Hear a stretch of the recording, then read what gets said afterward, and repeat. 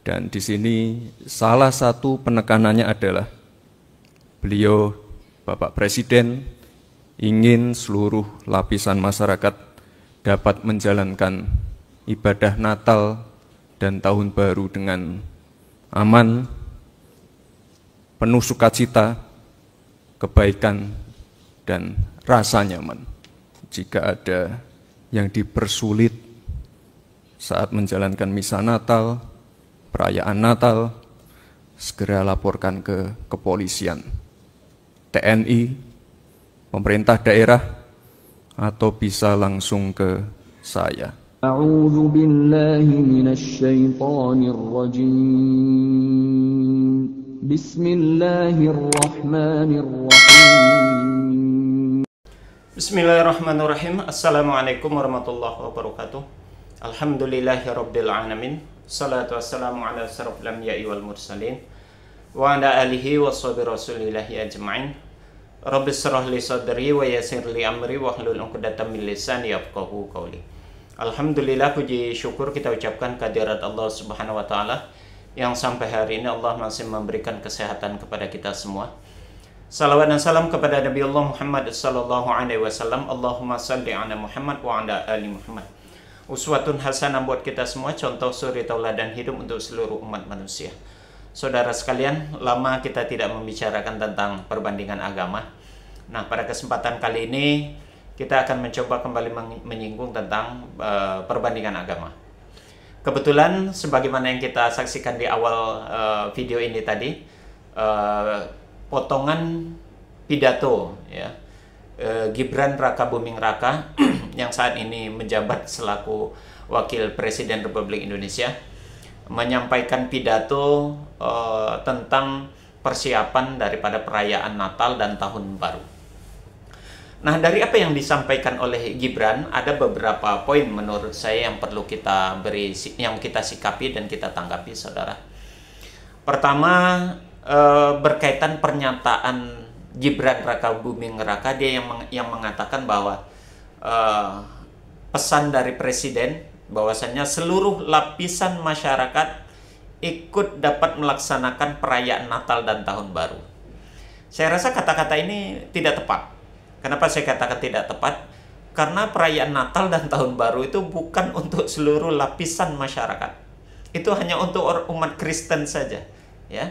Hanya umat Kristen saja yang merayakan itu. Itu pun tidak semuanya, hanya sebahagian, ya. Karena memang perayaan Natal itu di kalangan kekristenan sendiri bersifat debatable.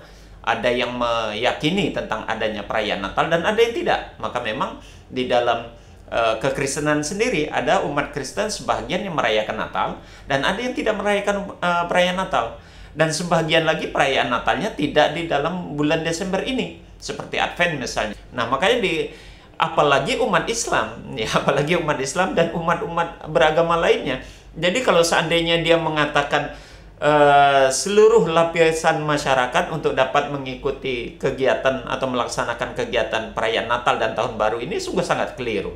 Itu yang pertama, saudara. Yang kedua, dari pernyataan ataupun dari pidato yang dia sampaikan, pesan atau poin yang dapat kita ambil, ada kecemasan dan ketakutan, ya.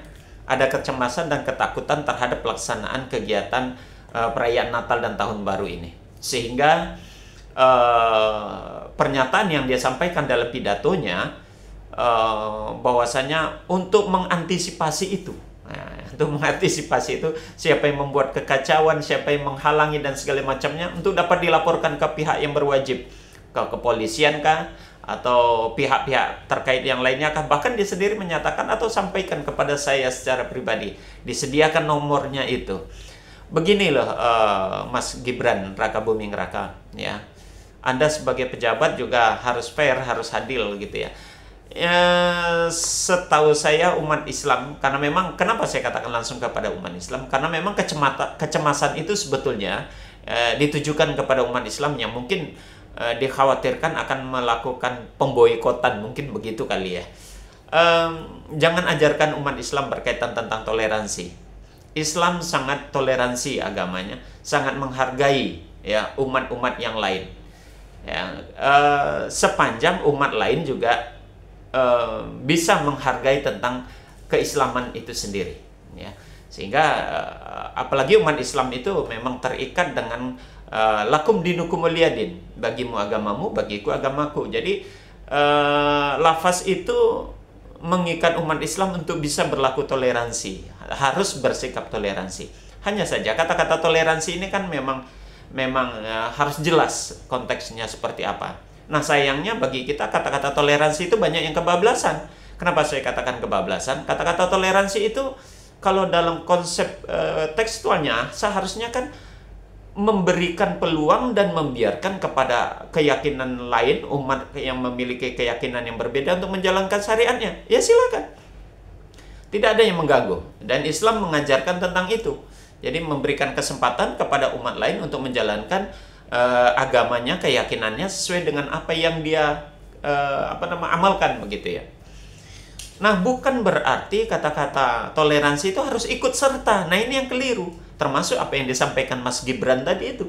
Seluruh lapisan masyarakat untuk dapat ikut serta dalam kegiatan Natal dan Tahun Baru. Itu tidak toleran kalau yang begitu. Itu kebablasan itu. Mencampur adukan syariat. Mencampur adukan agama jadinya. Karena memang itu dua hal yang berbeda, gitu ya.